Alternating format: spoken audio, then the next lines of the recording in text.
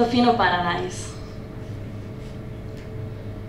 Si les arts són sobreres a les terres del guany, el vaivé dels surfistes a l'oceà Pacífic, amb salts i rulls insòlits, s'acosta gairebé a la gratuïtat.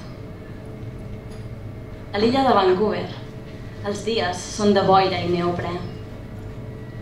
Les hamburgueses d'ostres s'empasten amb la sal i els boscos llepen l'ombra de la platja entre els lents aiguamolls i l'hàlit de les piceres. La solitud, llavors, és l'exercici humil que engoleix cada instant. El Lucy Temerson, dins la motxilla humida, horrible així. La natura detesta els qui calculen. Els seus procediments són el salt i l'impuls. I n'observo el batec. Les noies somrients que tornen amb les taules sota el braç i beuen Gatorade i 7-Up. L'helada exuberància de suors i entrecuixos o el frufru que governa els cossos i les platges des del mític Hey Yeah dels Beach Boys. Tan ben fotut, em dic. Tot rullen dins d'un cercle i ja n'ets fora. Però als molls, deserts, hi ha algú que s'alça. Un dels últims indis, de llarga cabellera i rostre desgastat. Un paio a mig camí de Richards i hip-hop.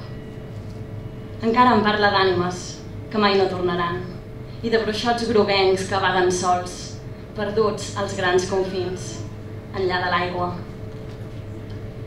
I plegats ho cantem.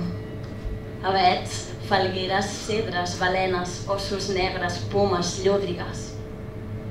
Només caldrà endinsar-s'hi. La natura, aquí, ignora astutament la pietat.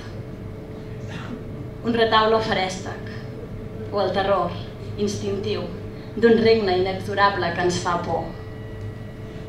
Ara podré parlar dels anys, del temps, de la meva absurda decadència. I m'hi acompanyaràs. Darrere el fosc catau de l'animal pelut que, enfallonit, avança cap a la llei implacable del més fort. Ens engoleix el bosc. Ens devora la bèstia. I viure, o bé morir, és l'únic gest que compta en nits impertinents o en llargues tardes amb 1000 remons de fons.